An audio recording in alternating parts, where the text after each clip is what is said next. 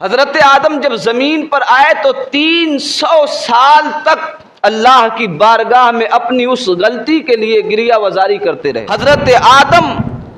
زمین پر آنے کے بعد آپ اتنا روئے ہیں کہ کائنات میں ان سے زیادہ کوئی اور نہیں رویا ہے۔ جس کے لیے اللہ تعالیٰ نے کعبہ تعمیر کروایا تھا، اس کعبے کی حفاظت کرنے والا اب آنے والا ہے۔ اب ہماری کوئی ضرورت نہیں، ہمیشہ پاک صلبوں سے پاک رحموں میں منتقل ہوا ہے، اور پھر اس ہرے کپڑے کے اندر لپیٹ کر آپ فرماتی ہیں میرے گود میں دیا گیا۔ اللہ نے اپنے محبوب کی پیدائش سے ہزاروں کروڑوں اربوں خربوں سال پہلے انبیاء کرام کی عظیم جماعت کے سامنے اپنے نبی کی ولادت کا ذکر کیا۔ حضرات محترم، یہ محفل تنظیم اصلاح معاشرہ کی، جس میں ہم اور آپ حاضر ہوتے ہیں، اور حضرت علامہ مفتی جنید احمد مصباحی صاحب سے درس قرآن سن کر فیضان قرآن سے اپنے آپ کو مالا مال کرتے ہیں، میں بھی آپ حضرات کی طرح یہاں صرف ایک طالب علم کی حیثیت سے ہی حاضر ہوتا ہوں۔ آج چونکہ حضرت یہاں موجود نہیں ہے اور انہوں نے مجھے یہ حکم دیا ہے کہ میں تھوڑی دیر آپ حضرات کے سامنے گفتگو کروں، اسی غرض سے میں آپ کے سامنے حاضر ہوں۔ میلاد مصطفیٰ صلی اللہ تعالی علیہ وسلم کا مہینہ چل رہا ہے، اور اسی تعلق سے میں تھوڑی دیر گفتگو کرنے کی سعادت حاصل کروں گا۔ اس سے پہلے ہمارے اور آپ کے درمیان سے رخصت ہونے والی عظیم ذات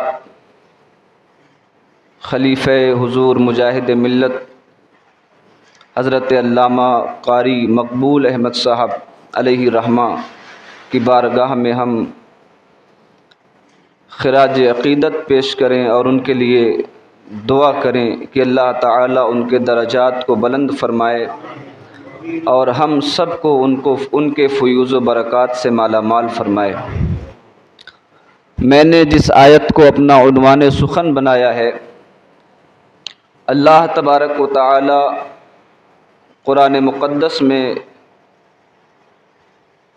اس زمانے کا ذکر کرتا ہے کہ جب کائنات میں سے اللہ تعالی نے کچھ پیدا نہیں کیا تھا۔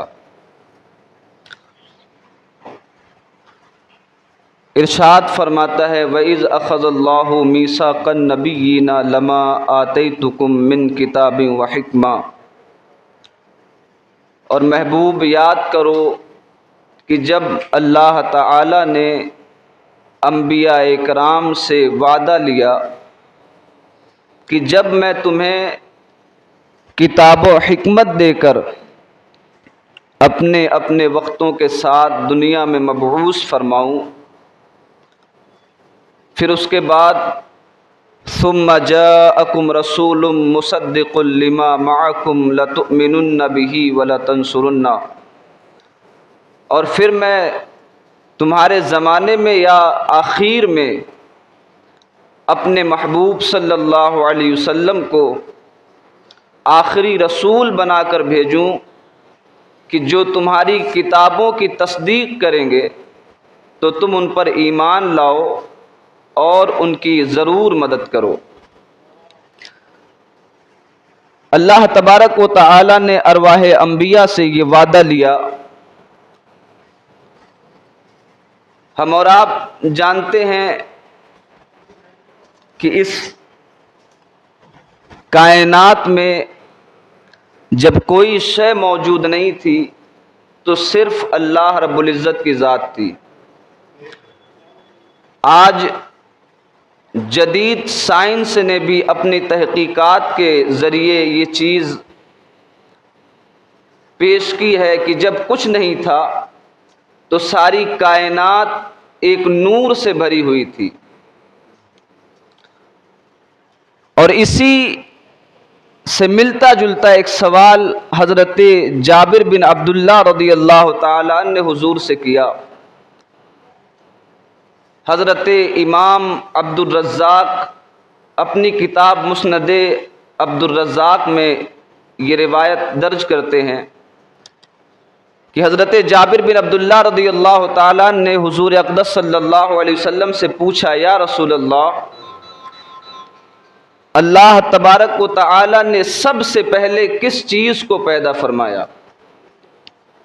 تو پیارے آقا علیہ الصلوۃ والتسلیم نے ارشاد فرمایا، انا من نور اللہ وکل خلائق من نوری۔ ارشاد فرمایا کہ اللہ تعالی نے سب سے پہلے میرے نور کو پیدا فرمایا اور میرے نور سے ساری کائنات کو پیدا کیا۔ جب کچھ نہ تھا تو اللہ تعالی نے اپنے محبوب صلی اللہ علیہ وسلم کے نور کو پیدا فرمایا، اور حدیث قدسی ہے، کنت کنزا مخفیا فاحببت ان عرفه فخلقت الخلق، کہ میں ایک چھپا ہوا خزانہ تھا،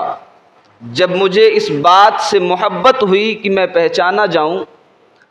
تو میں نے اپنے نور سے اپنے محبوب کے نور کو پیدا فرمایا۔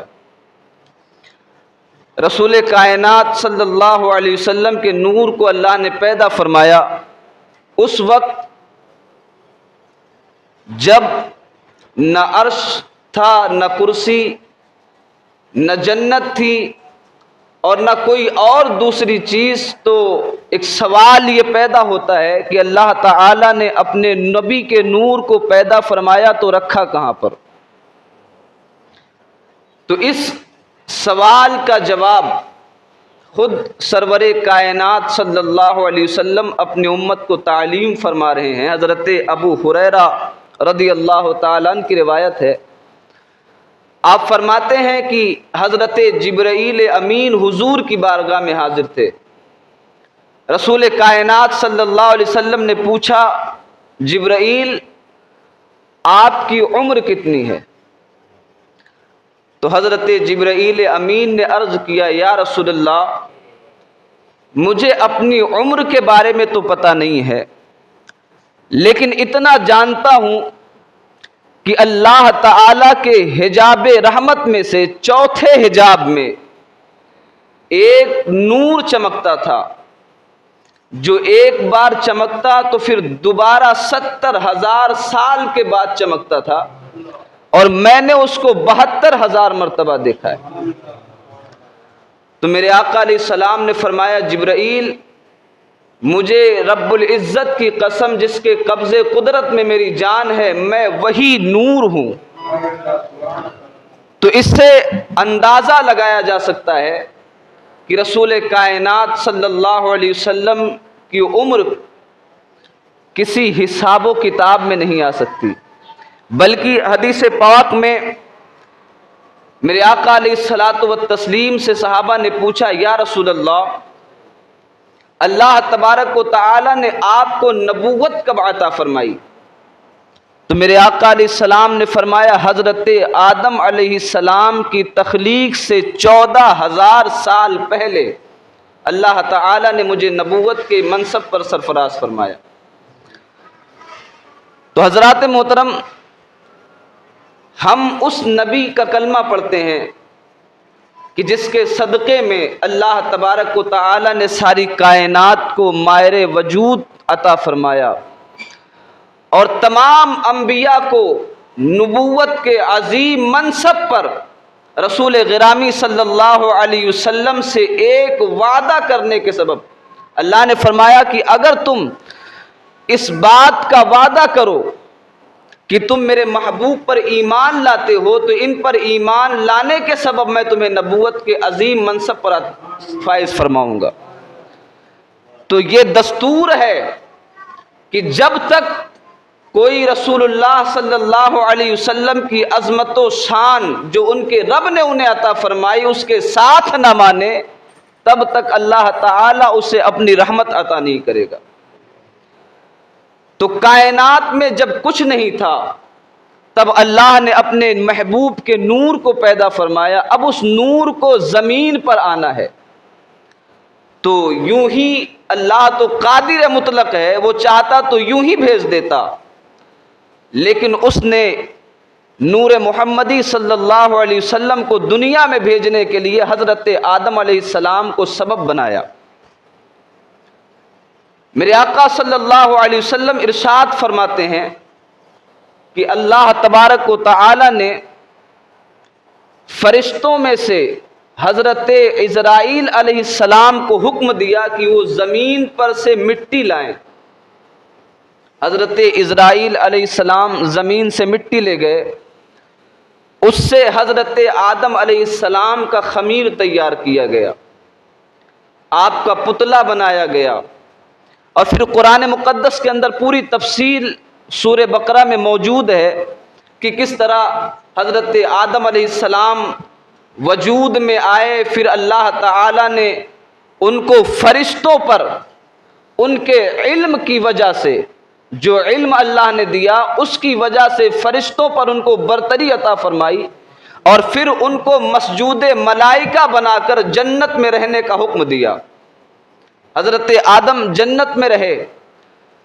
حکمت یہ تھی کہ حضرت آدم کے سبب اپنے محبوب صلی اللہ علیہ وسلم کو دنیا میں بھیجنا ہے۔ اسی لیے ایک درخت جسے ہم اور آپ گندم کے نام سے جانتے ہیں، اس درخت سے منع فرمایا کہ اس کے قریب نہ جانا، وَلَا تَقْرَبَا هَٰذِهِ الشَّجَرَةَ، اس درخت کے قریب نہ جانا اللہ تعالی نے منع کیا۔ حالانکہ جس کو جنت میں رہنے کا حکم دیا جائے گا، جنت کی ساری نعمتیں، وہاں کی ساری بہاریں اس پر منع نہیں کی جائیں گی، کسی چیز سے اس کو روکا نہیں جائے گا، لیکن حضرت آدم کو منع اس لیے کیا گیا کہ اسی کے قریب جانے کا سبب بنایا جائے گا۔ اب حضرت آدم علیہ السلام کے اندر جب روح ڈالی گئی تو اس کے بعد آپ کی پشت میں اس نور محمدی صلی اللہ علیہ وسلم کو رکھ دیا گیا، جو نور حضرت آدم کی پیشانی میں چمکنے لگا۔ جب وہ پیشانی میں چمکا تو آدم علیہ السلام نے عرض کی، مولا یہ نور کس کا ہے؟ یہ کیسا نور ہے جو میری پیشانی میں چمک رہا ہے؟ تو اللہ تعالی نے ارشاد فرمایا، آدم یہ میرے اس محبوب کا نور ہے کہ جس کو پیدا کرنا مقصد نہ ہوتا تو میں تمہیں نہ پیدا کرتا، جن کی پیدائش مقصد نہ ہوتی تو میں کائنات کی کوئی شے پیدا نہ کرتا۔ میں نے اگر تمہیں نبوت کے اعلیٰ منصب پر فائز کیا ہے تو اسی نبی کے نور کے صدقے میں پیدا کیا۔ اب حضرت آدم علیہ السلام جنت میں رہے اور پھر اس ممنوعہ درخت کے قریب جا کر اس کا پھل کھائے، جو سبب بنا آپ کے زمین میں آنے کا، اور آپ کے ساتھ اس نور محمدی کو زمین پر اتار دیا گیا۔ حضرت آدم جب زمین پر آئے تو 300 سال تک اللہ کی بارگاہ میں اپنی اس غلطی کے لیے گریہ وزاری کرتے رہے، 300 سال تک روتے رہے۔ حضرت آدم زمین پر آنے کے بعد آپ اتنا روئے ہیں کہ کائنات میں ان سے زیادہ کوئی اور نہیں رویا ہے، روتے رہے۔ 300 سال کا عرصہ گزر گیا تو ایک روز جب آپ نے سر اٹھایا تو نام حضور اقدس صلی اللہ علیہ وسلم کا اسم غرامی ان کو نظر آیا۔ جب انہوں نے وہ نام دیکھا تو ان کو یاد آیا کہ جب اللہ نے میرے اندر روح ڈالی تھی اور میں نے نگاہ اٹھا کر دیکھا تھا تو عرش کے پائے پر یہی نام لکھا ہوا تھا، اور جب میں جنت میں گیا تو جنت کے ہر دروازے پر محمد محمد لکھا تھا، اور جنت کے اندر موجود ہر درخت کے پتے پتے پر یہی نام موجود تھا۔ تو حضرت آدم سمجھ گئے کہ یہ نام جس کو اللہ تبارک و تعالی نے ہر جگہ لکھا ہے، اور جس نام کو اللہ نے اپنے نام سے کہیں جدا نہیں رکھا ہے، یہ نام اللہ کی بارگاہ میں بڑا مقبول ہے۔ تو آپ نے اللہ کی بارگاہ میں اسی نام کا وسیلہ لیا کہ اے پروردگار، اپنے اس محبوب کے نام کے وسیلے سے میری خطا کو معاف کر دے۔ تو حضرت آدم علیہ السلام نے جب دعا فرمائی تو اللہ تعالی نے ارشاد فرمایا، آدم یہ نام کا تمہیں کیسے پتا چلا؟ یہاں پر اللہ تعالی کی اپنے نبی سے محبت دیکھیں کہ حضرت آدم کو اگر کسی بھی چیز کا علم ملا ہے تو وہ رب کی ذات سے ملا ہے۔ اللہ تعالی ہی نے حضور کا نام ان کو سکھایا ہے۔ اور جب حضرت آدم نے دعا کی مصطفیٰ جان رحمت صلی اللہ علیہ وسلم کا وسیلہ لے کر، تو اللہ تعالیٰ پوچھ رہا ہے کہ آدم تمہیں اس نام کا کیسے پتا چلا؟ تو حضرت آدم علیہ السلام نے عرض کی، مولا میں نے جہاں پر بھی دیکھا،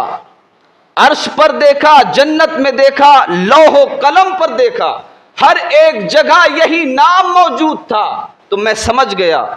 کہ یہ نام تیری بارگاہ میں کسی مقبول ترین بندے کا نام ہے، تو اس لیے میں نے اس کو وسیلہ بنایا۔ تو اللہ تعالیٰ ارشاد فرماتا ہے، آدم تم نے میرے محبوب کا وسیلہ بنایا ہے تو پھر میں تمہاری غلطی کو، تمہاری اس خطا کو معاف کرتا ہوں۔ اور پھر حضرت آدم علیہ السلام سے اللہ تعالیٰ نے فرمایا کہ آدم یہ جو نور تمہاری پیشانی میں چمک رہا ہے، یہ نور میرے محبوب کا نور ہے، اور میں تمہیں اس بات کی تاکید کرتا ہوں کہ اس نور کے لیے ہمیشہ پاک رحم اور پاک پشت کا انتخاب کرنا، اس نور کو منتقل کرتے رہنا کہ یہ سارے تمہاری اولاد میں سب سے آخر میں نبی بن کر آئیں گے، لیکن تمہاری ساری اولادوں کے سردار ہوں گے۔ اب حضرت آدم علیہ السلام جب زمین پر آئے تو ان کی اولادوں کا سلسلہ شروع ہو گیا۔ حضرت حوا رضی اللہ تعالی عنہا سے روز آنا 2 بیٹے 2 بچے جڑوا بیٹے اور بیٹیاں پیدا ہونا شروع ہو گئے، لیکن جب رسول کائنات صلی اللہ علیہ وسلم کے جد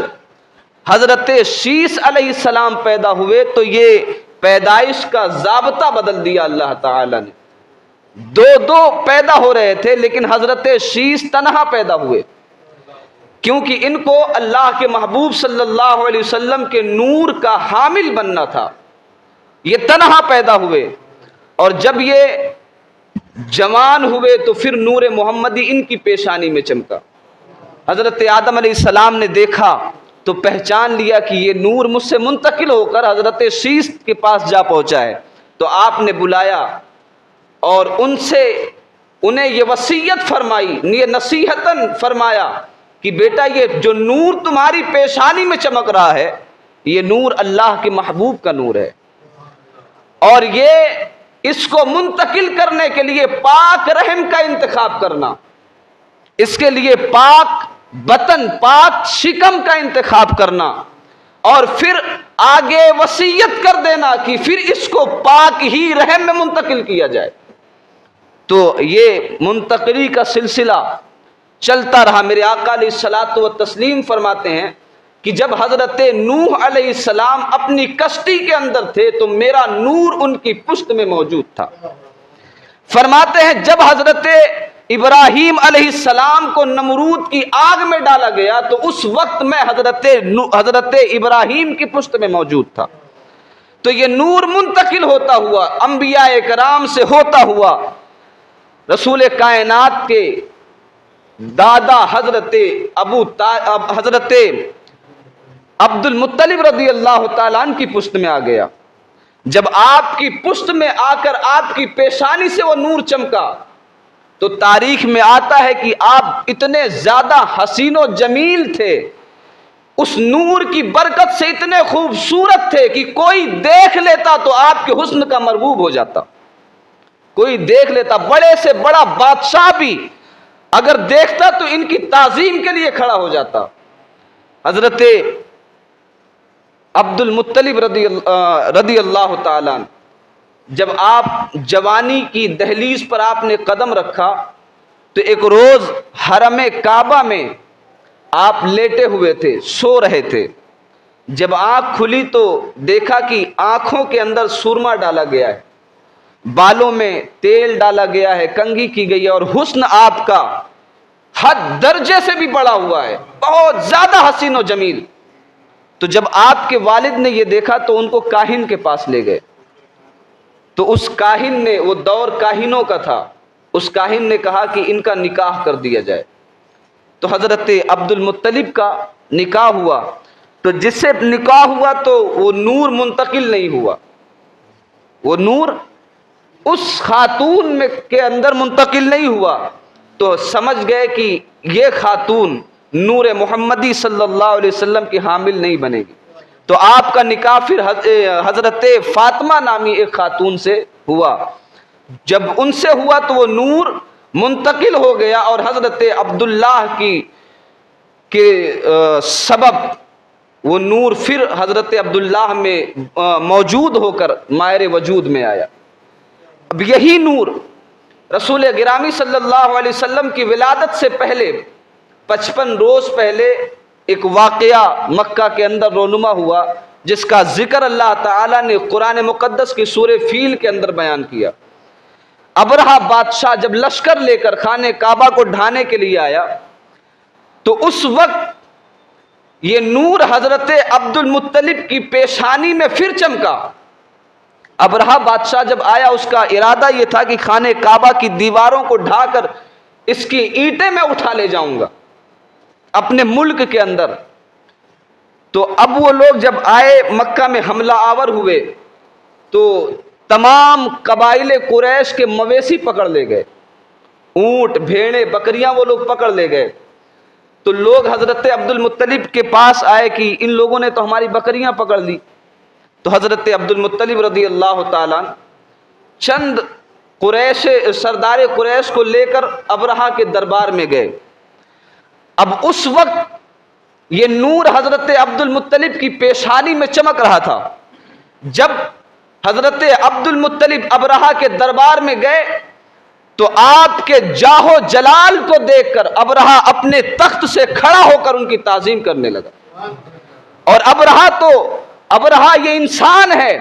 اس کے دربار میں کھڑا ہوا ہاتھی اپنے دونوں پیروں کو ٹیک کر سجدے میں گر گیا، اور اللہ نے اسے زبان عطا کی۔ اس نے اپنی زبان میں کہا، اے عبد المطلب کی پیشانی میں چمکنے والے نور، تجھ پر سلامتی ہو۔ یہ رسول کائنات صلی اللہ علیہ وسلم کا نور کہ اس کی تعظیم جانور کر رہے ہیں۔ یہ میرے آقا نے جب حضرت عبد المطلب نے یہ حال، یہ کیفیت دیکھی تو سرداران قریش سے کہنے لگے کہ چلو ہم اپنا جانور، اپنے مویشی مانگ لیتے ہیں، خانہ کعبہ کی حفاظت کرنے والا آ گیا، جس کے لیے اللہ تعالیٰ نے کعبہ تعمیر کروایا تھا، اس کعبے کی حفاظت کرنے والا اب آنے والا ہے۔ اب ہماری کوئی ضرورت نہیں ہے، اللہ تعالیٰ، بلکہ سیرت مصطفیٰ کے اندر حضرت عبد المطلب کے یہ الفاظ موجود ہیں کہ آپ ارشاد فرماتے ہیں کہ جس کا گھر ہوتا ہے وہ اپنے گھر کی حفاظت کرتا ہے، جس کا گھر ہوتا ہے اگر اس کے گھر پر کوئی مصیبت آتی ہے تو وہ حفاظت کر لیتا ہے، اور یہ گھر اللہ کا ہے، اور اللہ تعالی قادر مطلق ہے۔ اس کے گھر کی جب وہ حفاظت کرے گا، ابرہہ ایک بار نہیں بلکہ سینکڑوں بار حملہ کرے، خانہ کعبہ کا بال بھی باقی نہیں کر سکتا۔ اور پھر سورہ فیل کے اندر پورا واقعہ درج ہے کہ اللہ تبارک و تعالی نے کیسے پرندوں کو، چھوٹے چھوٹے پرندوں کو ابرہہ پر بھیجا، اور ان کے چونچ میں، ان کے پنجوں میں پتھر کنکر رکھے، جو گرتے تھے تو اس طرح کہ جس کے اوپر گرتے سر کو چیرتے ہوئے اس کے جانور کو بھی چیر کر باہر نکل جاتے، اور چند لمحے کے اندر پورا لشکر تباہ و برباد ہو گیا۔ یہ بھی نور محمدی ہی کے فیض تھے۔ خانہ کعبہ کی حفاظت نور محمدی کے فیضان سے ہوئی۔ اب یہ نور جب حضرت عبداللہ کی پیشانی میں چمکا تو یہ بھی نہایت خوبصورت، حسین و جمیل، اور ایک اعتراض یہ کیا جاتا ہے رسول کائنات صلی اللہ علیہ وسلم کے والدین کے ایمان کے بارے میں، ایک پروپیگنڈے کے تحت مصطفیٰ جان رحمت صلی اللہ علیہ وسلم کے والدین کے ایمان کے بارے میں بہت بڑا فتنہ پیدا کیا گیا کہ وہ تو اعلان نبوت سے پہلے انتقال کر گئے تھے، اس لیے وہ مومن نہیں ہیں معاذ اللہ۔ حالانکہ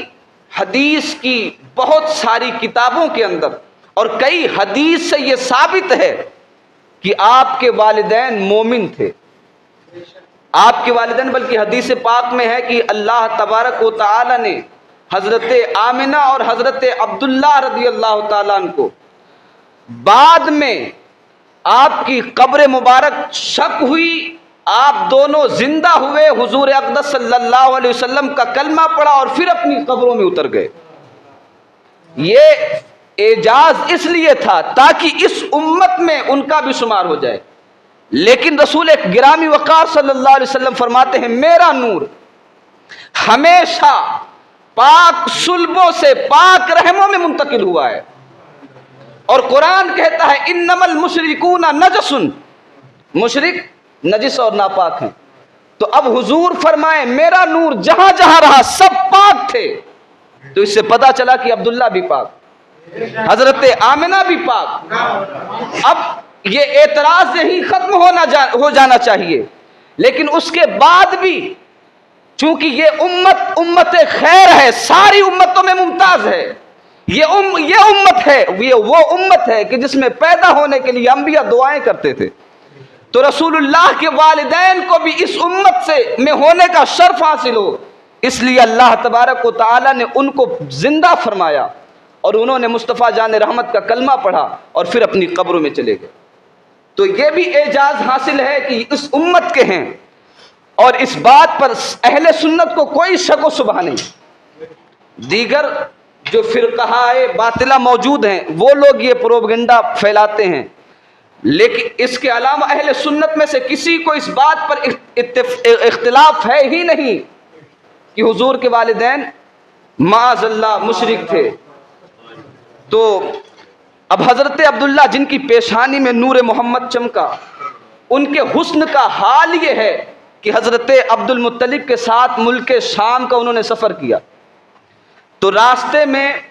ایک فاطمہ نامی عورت جو کتب سابقہ کی بہت بڑی عالمہ اور بہت زیادہ حسین و جمیل تھی، جب ان کی نظر حضرت عبداللہ پر پڑی تو انہوں نے پیشانی میں چمکنے والے نور کو دیکھ کر پہچان لیا، اور وہ خود حضرت عبداللہ کی بارگاہ میں حاضر ہوئی اور آپ نے کہا کہ میں آپ سے نکاح کرنا چاہتی ہوں۔ تو حضرت عبداللہ نے کہا کہ میں تو ابھی سفر میں ہوں، میں اس کے بارے میں بعد میں فیصلہ کروں گا تو پھر آپ کو بتاؤں گا۔ بہرحال اللہ تبارک و تعالی نے نور محمدی کے لیے گود کو پہلے سے منتخب کیا ہوا، یہ اعجاز اور یہ عظمت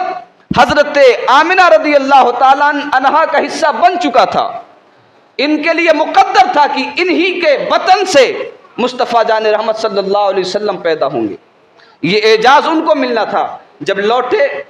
تو ان کا نکاح حضرت آمنہ سے ہوا، یہ آپ ہی کے خاندان کی ہیں، آپ ہی کے گھرانے کی تھی، ان کا نکاح کر دیا گیا۔ جب نکاح ہوا تو میرے آقا علیہ الصلوۃ والتسلیم ایک جمعہ کی شب میں اپنے والد کے پشت سے منتقل ہو کر حضرت آمنہ کے بطن میں آ گئے۔ حضرت عبداللہ بن عباس رضی اللہ تعالیٰ عنہ روایت کرتے ہیں کہ جس رات رسول کائنات صلی اللہ علیہ وسلم کا نور آپ کے والد کے پشت سے منتقل ہو کر حضرت آمنہ کے رحم میں آیا، اس رات اللہ تبارک و تعالیٰ نے قریش کے تمام مویشیوں کو انسانوں جیسی گویائی کی طاقت عطا فرمائی، اور تمام جانور ایک دوسرے کو یہ بشارت دے رہے تھے کہ سنو ابو القاسم آج اپنے باپ کے پشت سے اپنے ماں کے رحم میں منتقل ہو گئے۔ اللہ تبارک و تعالی گزشتہ نشست میں ہم نے علامہ مفتی جنید احمد مصباحی صاحب سے حضرت عیسیٰ علیہ السلام اور حضرت یحییٰ علیہ السلام کے میلاد کا ذکر سنا کہ کس طرح اللہ نے ان کے میلاد کا ذکر قرآن مقدس میں کیا، اور یہاں तवातुर के साथ हर एक चीज का बयान कि किस शान के साथ अल्लाह का शान वाला महबूब दुनिया के अंदर तशरीफ ला रहा। हुजूर जब अपने मां के शिकम में आए तो उस वक्त तमाम जानवर एक दूसरे को यह बशारत दे रहे हैं कि अबुल कासिम आज अपने बाप की पुश्त से मुंतकिल होकर अपनी मां के शिकम में आ गए। आपको पता है कि 3 महीना के जब मेरे आका अलैहिस्सलातु व तस्लीम अपने मां के शिकम में थे तो हजरत अब्दुल्ला रदी अल्लाह ताला अन्हु का इंतकाल हो गया। फरिश्ते अल्लाह की बारगाह में हाजिर हुए, परवरदिगार तेरा महबूब तो पैदा होने से पहले ही यतीम हो गया। अल्लाह ताला इरशाद फरमाता है मेरा महबूब यतीम नहीं हुआ है, उसका हामी और नासिर तो मैं हूं। ये तो सारे यतीमों के दर्द का मुआवा बनकर दुनिया में तशरीफ लाएगा।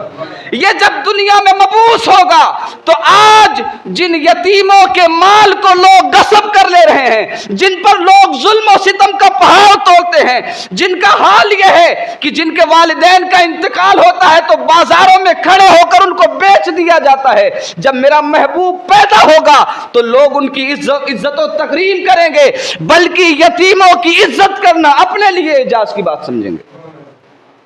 तो मेरे आका अलैहिस्सलातु व तस्लीम बज़ाहिर आपके वालिद का इंतकाल हुआ और फिर जब अल्लाह के नबी, मैं मुख्तसर बात कर रहा हूँ, रसूल कायनात सल्लल्लाहु अलैहि वसल्लम की विलादत का, हजरत आमिना रदी अल्लाह ताला अन्हा कहती हैं कि जब मेरा बच्चा मेरे शिकम में आया तो उसके बाद से मुझे थोड़े थोड़े वक्त पर बशारतें दी जाती रही, ख्वाब के अंदर बशारत दी जाती रही। यहां तक आप फरमाती हैं कि ख्वाब में मैंने सुना कोई कहने वाला कह रहा है कि फातिमा तुम्हारे शिकम के अंदर खैरुल आमिना, तुम्हारे शिकम के अंदर खैरुल आलमीन जलवागर हैं,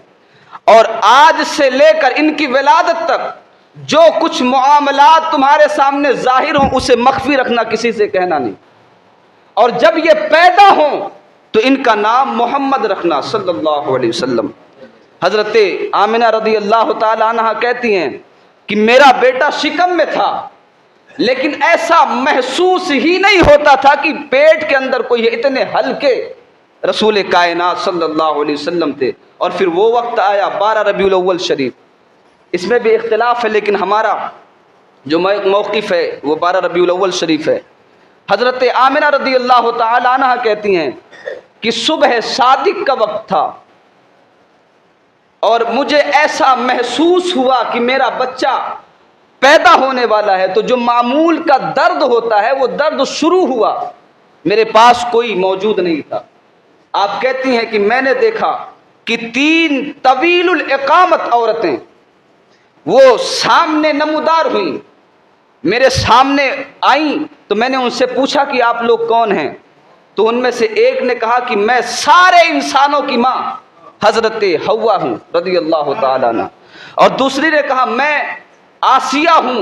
और तीसरी ने कहा मैं हजरत ईसा की माँ मैं मरियम हूँ, और हम तुम्हें बशारत देते हैं कि तुम्हारी गोद में पैदा होने वाला इंसान सारे इंसानों का सरदार, बल्कि इमामुल अंबिया सरवरे कायनात सल्लल्लाहु अलैहि वसल्लम की जात आने वाली। तो हजरत आमिना रदी अल्लाह ताला अन्हा कहती एक नूर चमका, ये विलादत से पहले एक नूर चमका। आप फरमाती हैं उस नूर की रोशनी में मैंने देखा कि कोई खाने काबा के छत पर झंडा नस्ब कर रहा है, एक झंडा खाने काबा की छत पर, एक झंडा मशरिक में, एक झंडा मगरिब में। अब अंदाजा लगाएं, हजरत आमिना रदी अल्लाह ताला अन्हा नबी नहीं है, ये नबी की वालिदा हैं, इनकी बसीरत का हाल देखें। बैठी हैं मक्का के अंदर, लेकिन रसूल कायनात के पैदा होने से पहले चमकने वाले नूर की रोशनी में सारी दुनिया का मुशाहिदा कर रही हैं। सारी दुनिया मशरिक और मगरिब इनकी निगाहों से नहीं छुपी है। तो जिसके माँ का ये हाल हो कि उसके नूर की बरकत से उससे मशरिक और मगरिब ना छुपे हो, फिर उस नबी से उसके उम्मतियों के दिल के हाल कैसे छुपे रह जा सकते हैं? वो नबी اپنے امت کے احوال سے غافل کیسے رہ سکتا ہے؟ بلکہ میرے آقا علیہ الصلوۃ والتسلیم بہت ساری حدیثیں اور روایتیں اس بات پر دلالت کرتی ہیں کہ مدینہ کے منبر پر بیٹھ کر ساری دنیا کو ایسے دیکھتے ہیں جیسے اپنی ہتھیلی دیکھتے ہیں۔ حضرت آمنہ رضی اللہ تعالی عنہ کہتی ہیں کہ پھر سارا گھر نور سے منور ہو گیا، تاریکی تھی، رات کا وقت تھا لیکن کہیں پر اندھیرا نہیں تھا۔ آپ فرماتی میرے بچے کی ولادت کا وقت آیا تو میرے سامنے پیالے میں ایک مشروب پیش کیا گیا، جنت سے آیا ہوا تھا۔ جب میں نے اس کو پیا تو جو معمول کا درد ہوتا ہے وہ درد ختم ہو گیا اور میرا بیٹا ایک نور ظاہر ہوا۔ فرماتی ہیں اس نور کی روشنی میں نے دیکھا کہ میرا بیٹا میری گود میں آ گیا۔ کہہ دے سبحان اللہ۔ رسول کائنات صلی اللہ علیہ وسلم کی ولادت ہوئی۔ حضرت آمنہ رضی اللہ تعالیٰ عنہ کہتے ہیں اور بچے پیدا ہوتے ہیں تو روتے ہوئے پیدا ہوتے ہیں، میرا بیٹا پیدا ہوا تو مسکراتا ہوا پیدا ہوا۔ ایک روایت میں آپ فرماتی ہیں کہ میں جب محمد عربی صلی اللہ علیہ وسلم پیدا ہوئے تو پیدا ہوتے ہی اپنی پیشانی زمین پر رکھ دی اور اللہ کی حمد و ثنا کرنے لگے۔ اور آپ فرماتی ہیں کہ ناف بریدہ ختنہ شدہ میرے آقا علیہ السلام پیدا ہوئے اور 3 فرشتے جن کے ہاتھ میں، ایک کے ہاتھ میں سراہی تھی، چاندی کی سراہی تھی، اس میں جنت کا پانی تھا، ایک ہاتھ میں زمرود کا تشت تھا جس میں مہر نبوت تھی، اور ایک فرشتے کے ہاتھ میں سبز رنگ کا جنتی کپڑا تھا۔ آپ فرماتی ہیں اس جنتی پانی سے آپ کو غسل دیا گیا اور اس مہر نبوت سے آپ کے دونوں شانے کے درمیان، دونوں کاندھوں کے درمیان مہر نبوت لگا دی گئی اور پھر اس ہرے کپڑے کے اندر لپیٹ کر آپ فرماتی ہیں میرے گود میں دیا گیا۔ اور فرماتی ہیں پھر ایک ابر کا ٹکڑا آیا جس نے رسول کائنات صلی اللہ علیہ وسلم کو ڈھانپ لیا۔ فرماتی ہیں اس ابر کے ٹکڑے میں حضور ڈھک گئے، اب میری نگاہوں سے اوجل ہو گئے۔ کوئی ندا دینے والا یہ آواز دے رہا ہے کہ یہ محمد مصطفیٰ صلی اللہ علیہ وسلم کو ان کی ساری حکومت دکھا دی جائے، ان کی ملکیت جہاں تک ہے سب کا سیر کرا دیا جائے اور ساری کائنات میں یہ اعلان کر دیا جائے کہ خیر العالمین دنیا میں تشریف لا چکے ہیں۔ حضرت حسان بن ثابت رضی اللہ تعالیٰ عنہ کہتے ہیں کہ میں مدینہ منورہ میں تھا، میری عمر تقریباً 7 یا 8 سال تھی۔ آپ فرماتے ہیں کہ صبح ہوئی تو ایک یہودی چلاتا ہوا مدینے میں آیا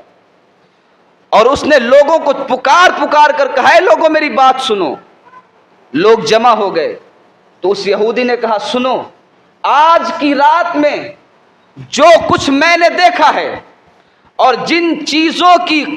ہماری کتابوں کے اندر جو نشانیاں ہیں نبی آخر الزماں کی پیدائش کی، آج رات وہ ساری پوری ہو گئی۔ میں تمہیں یہ سناتا ہوں، یہ خبر دیتا ہوں کہ آج رات نبی آخر الزماں اپنے ماں کی گود میں تشریف لے آئے۔ اور ایک یہودی حضرت عائشہ صدیقہ رضی اللہ تعالیٰ عنہ اس حدیث کی راوی ہیں، آپ بیان فرماتی ہیں کہ ایک یہودی عالم مکہ کے اندر وہ صبح جب ہوئی تو وہ مکہ میں شور مچا دیا، اس نے سارے اہل مکہ اکٹھا ہوئے تو اس نے کہا کہ اے لوگوں آج کوئی بچہ پیدا ہوا ہے؟ تو چونکہ صبح تھی کسی کو کوئی خبر نہیں تھی تو لوگوں نے کہا ہمیں نہیں پتا۔ اس نے کہا پتہ کرو، آج قبیلے قریش کے اندر کوئی بچہ پیدا ہوا ہے۔ تو لوگوں نے پتہ لگایا تو پتہ چلا کہ عبد المطلب کے گھر میں پوتا پیدا ہوا ہے۔ اس نے کہا مجھے ان کے پاس لے چلو۔ جب ان کے پاس لے جایا گیا تو حضرت آمنہ سے اس نے اجازت مانگی کہ آپ مجھے اجازت دیں کہ میں ان کی زیارت کروں۔ حضرت آمنہ نے زیارت کی۔ اب اس نے کہا کہ میں ان کی پشت دیکھنا چاہتا ہوں، آپ ذرا کپڑا ہٹا دیں۔ حضرت آمنہ نے جب کپڑا ہٹایا اس کی نظر جب مہر نبوت پر پڑی تو وہ بے ہوش ہو کر گر گیا، اور جب ہوش میں آیا تو اس نے بآواز بلند چلا کر کہا اے بنی اسرائیل اب افسوس کرو کہ نبوت تم سے منتقل ہو کر بنی ہاشم میں چلی گئی ہے. آج نبوت بنی اسرائیل سے چھن گئی ہے اور بنی ہاشم کا یہ اعجاز بن گئی ہے. یہ نبی آخر الزماں صلی اللہ علیہ وسلم کی ولادت کے جو حالات ہیں اللہ تبارک و تعالیٰ نے اس انتظام کے ساتھ باقی رکھا ہے کہ تو پوری دنیا مل کر بھی نبی کائنات کے میلاد کی مخالفت کرے, ہزاروں فرقے دنیا میں پیدا ہو جائیں اور ولادت مصطفیٰ کی محفل کو بدعت اور شرک کہتے رہیں, لیکن اللہ نے ایسا انتظام کیا ہے کہ قیامت تک, صبح قیامت تک حضور کا ذکر مٹنے والا نہیں ہے. ایسا انتظام اللہ نے کیا کہ یہ ذکر مٹے گا نہیں. بلکہ میں نے جو آیت آپ کے سامنے تلاوت کی, اللہ تبارک و تعالی دنیا کا کوئی کرے نہ کرے, اللہ نے اپنے محبوب کی پیدائش سے ہزاروں کروڑوں اربوں خربوں سال پہلے انبیاء کرام کی عظیم جماعت کے سامنے اپنے نبی کی ولادت کا ذکر کیا. وَإِذْ أَخَذَ اللَّهُ مِيثَاقَ النَّبِيِّينَ لَمَا آتَيْتُكُم مِّن كِتَابٍ وَحِكْمَةٍ ثُمَّ جَاءَكُمْ رَسُولٌ مُصَدِّقٌ لِّمَا مَعَكُمْ لَتُؤْمِنُنَّ بِهِ وَلَتَنصُرُنَّهُ. اللہ نے اپنے محبوب کی ولادت کا ذکر کیا کہ یہ جائیں تو ان پر ایمان لانا اور ان کی مدد کرنا. اللہ رب العزت کی بارگاہ میں دعا ہے اللہ تعالیٰ اس محفل کو اپنی بارگاہ میں شرف قبولیت عطا فرمائے اور اپنے حبیب صلی اللہ علیہ وسلم کی ولادت کا صدقہ ہمیں آپ کو عطا فرمائے. اس مبارک مہینے کے صدقے میں اللہ تعالی ہمارے گھروں میں خیر و برکت کا نزول فرمائے. حضرت علامہ قاری سید مقبول احمد صاحب قبلہ علیہ رحمہ کے درجات اللہ تعالی بلند فرمائے. وما علینا الا البلاغ. السلام علیکم.